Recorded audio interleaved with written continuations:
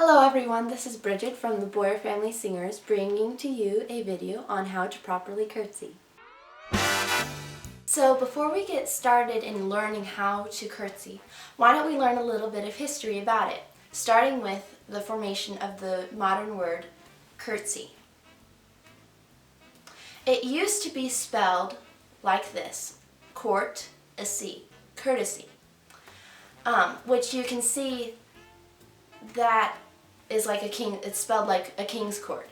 So it used to be a sign of deference, and it's still a sign of deference today. Then it changed to this. And finally to our modern word, curtsy. Whatever you do, don't ever spell it like this. That's an absolute no. So, like I said, it's a sign of deference to people who are higher in station than you are. And in modern days, it's just a sign of respect to like the president, in a dance, you're showing respect to your partner. Back in the Victorian era, instead of curtsying like I'm going to show you, women used to plie. Because if you think about it, they used to wear these big huge hoop skirts, and if you bent slightly to the side whenever you're curtsying, it would look quite awkward.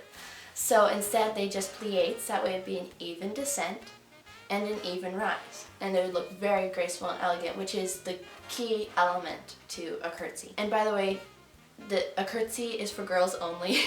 Guys bow, girls curtsy. But girls can bow if you're wearing trousers. That's acceptable today. Now that we've learned that history, why don't we get started? So before you can learn how to properly curtsy, you need to know how not to curtsy. So that in those moments of nervousness and, oh, I have to curtsy, you aren't struggling to think how to do it and you end up doing it the wrong way. So this is how to not curtsy.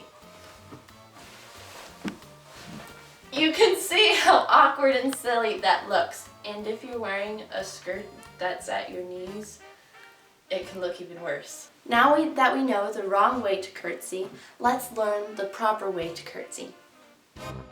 So what you're going to do is you're going to take your right foot, I'm lifting up my skirt for demonstrational purposes so you can see what I'm doing. You're going to take your right foot and put it behind your left foot. I'll show you that on the side. You're going to go like this. Okay? So whenever you take that right foot and put it behind your left leg, you're going to slowly and evenly descend with both knees and then rise. I'll show you that again. You're going to put your right foot behind your left foot. Sort of plant the ball of your toe on the floor. Or you can just keep your toe on the floor. But it provides more stability if you do it this way. So you're just going to evenly bend your knees and then rise. Now that we've mastered the feet, let's go ahead and talk about what we do with our clothing. As most of you have probably seen in movies, most girls will move their skirts. You only have to do that if you have a long full skirt or just a full skirt.